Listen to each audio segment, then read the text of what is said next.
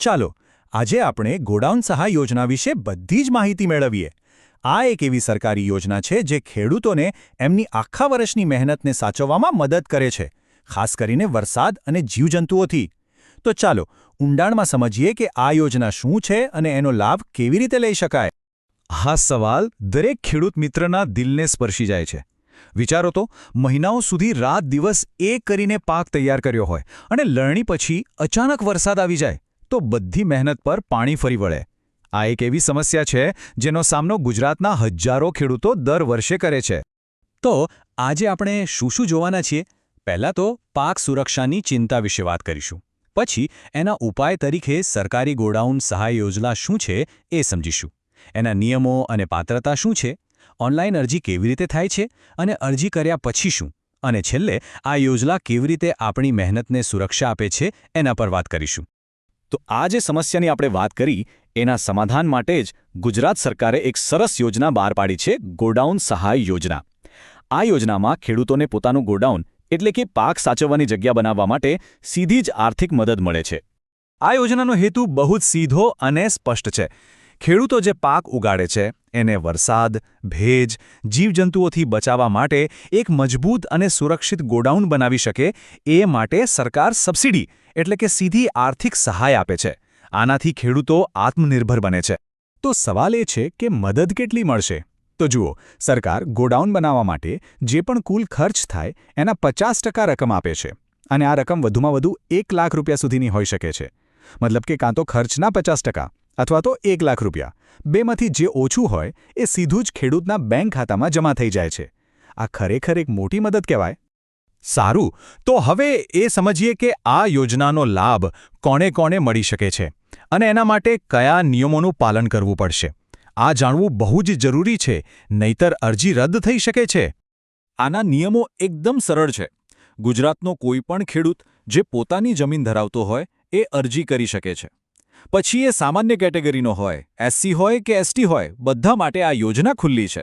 હા, પણ એક વાત ખાસ યાદ રાખવાની છે કે એક 8 ખાતા પર જીવનમાં એક જ વાર આ લાભ મળે છે, અને જો જમીન 2-3 ભાઈઓના નામે સંયુક્ત હોય તો પણ કોઈ એક જ જણને આ લાભ મળી શકે છે.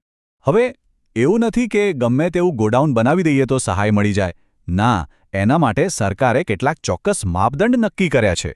જેમ કે બાંધકામ ઓછામાં ઓછું 330 ચોરસ ફૂટનું હોવું જોઈએ, પાયો મજબૂત અને જમીનથી લગભગ 2 ફૂટ ઊંચો હોવો જોઈએ, છતની ઊંચાઈ પણ 12 ફૂટ રાખવાની છે, અંદર હવા ઉજાસ માટે એક દરવાજો અને એક બારી તો ફરજિયાત છે જ, અને હા, ફ્લોરિંગ પાક્કું એટલે કે પીસીસીનું હોવું જોઈએ.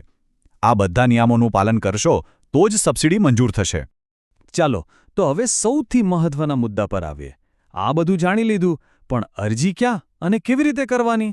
તો એની આખી પ્રક્રિયા હવે ઓનલાઈન થઈ ગઈ છે. ચાલો સ્ટેપ બાય સ્ટેપ સમજીએ. ઓનલાઈન અરજી કરવા બેસો એ પહેલાં આટલા કાગળો તૈયાર રાખજો: આધાર કાર્ડ, બેંક પાસબુકનું પહેલું પાનું, રેશન કાર્ડ અને જમીનનો 8 ઉતારો. જો જમીન સંયુક્ત નામે હોય તો બીજા ખાતેદારોનું એક સંમતિપત્રક પણ જોઈશે, અને જો એસસી, એસટી કે દિવ્યાંગ કેટેગરીમાં આવતા હોય તો એનું પ્રમાણપત્ર પણ હાથ વગું રાખવું. હવે અહીંયા એક બહુ જ મોટો અને અગત્યનો ફેરફાર થયો છે, એના પર ખાસ ધ્યાન આપજો.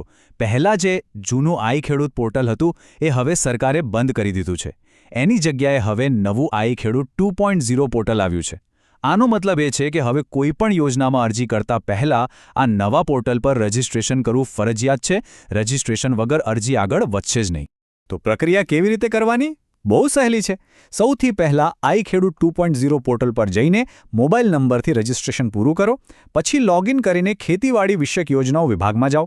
ત્યાં તમને પાક સંગ્રહ સ્ટ્રક્ચર એટલે કે ગોડાઉન યોજનાનો વિકલ્પ દેખાશે, એને પસંદ કરો. પછી અરજી ફોર્મ ખુલે, એમાં બધી વિગતો બરાબર ભરી દો. જે કાગળો તૈયાર રાખ્યા છે એ બધા અપલોડ કરો. બધું બરાબર છે કે નહીં એકવાર ચકાસી લો અને અરજી સબમિટ કરી દો. અને હા, છેલ્લે અરજીની પ્રિન્ટ કાઢવાનું ભૂલતા નહીં. ચાલો માની લો કે ઓનલાઈન અરજી સફળતાપૂર્વક સબમિટ થઈ ગઈ. તો હવે શું તરત જ બાંધકામ શરૂ કરી દેવાનું? ના, ચાલો સમજીએ કે અરજી કર્યા પછી શું થાય છે, જેથી આપણને ખ્યાલ રહે. અરજી કર્યા પછીની આખી પ્રક્રિયાના મુખ્ય 4 તબક્કા છે. પહેલું, અરજી કરવી. બીજું, અધિકારીઓ દ્વારા એની ચકાસણી અને મંજૂરી. ત્રીજું, બાંધકામ કરવું. અને ચોથું, સબસિડી જમા થવી. આમાં સૌથી અગત્યની વાત એ યાદ રાખવાની છે કે સરકાર તરફથી મંજૂરીનો પત્ર હાથમાં આવે પછી જ ગોડાઉનનું બાંધકામ શરૂ કરવાનું છે, એ પહેલાં નહીં. બાંધકામ પૂરું થઈ જાય પછી અધિકારીઓ ફરીથી સ્થળ પર આવીને તપાસ કરશે અને બધું બરાબર હશે એ પછી જ સબસિડી ખાતામાં જમા થશે. તો આખી વાતનો સાર શું છે? સાર એ જ છે કે આ યોજના ફક્ત ઈંટ સિમેન્ટનું એક ગોડાઉન નથી બનાવતી, પણ ખેડૂતની મહેનતને એક સુરક્ષા કવચ પૂરું પાડે છે. હવે પાક ક્યારે વેચવો, સારો ભાવ મળે ત્યાં સુધી રાહ જોવી કે નહીં, એ નિર્ણય લેવાની આઝાદી મળે છે. આ રીતે આ યોજના ભવિષ્યને પણ સુરક્ષિત કરે છે. જુઓ, તફાવત એકદમ સાફ છે. જ્યારે ગોડાઉન નથી ત્યારે પાક ખુલ્લામાં પડ્યો રહે છે. વરસાદ, જીવાત, પશુ પક્ષીઓનું જોખમ રહે છે અને સીધું આર્થિક નુકસાન થાય છે. પણ જ્યારે ગોડાઉન હોય ત્યારે પાક એકદમ સલામત રહે છે, જેનાથી પૈસા પર આપણું નિયંત્રણ વધે છે. આપણે યોગ્ય સમયે પાક વેચીને વધુ સારો ભાવ મેળવી શકીએ છીએ. સાદી ભાષામાં કહીએ તો આ યોજના કુદરતી આફતો સામે લાચાર બેસી રહેવાની જગ્યાએ આપણને સશક્ત બનાવે છે. પોતાના પાકનું ભવિષ્ય હવે ખરેખર પોતાના હાથમાં છે. તો હવે વિચાર એ કરવાનો છે કે શું આપણે આપણી મહેનતને આટલી સરસ સુરક્ષા આપવા માટે તૈયાર છીએ? આટલી સારી યોજનાનો લાભ લેવાનો આનાથી સારો સમય બીજો કયો હોઈ શકે?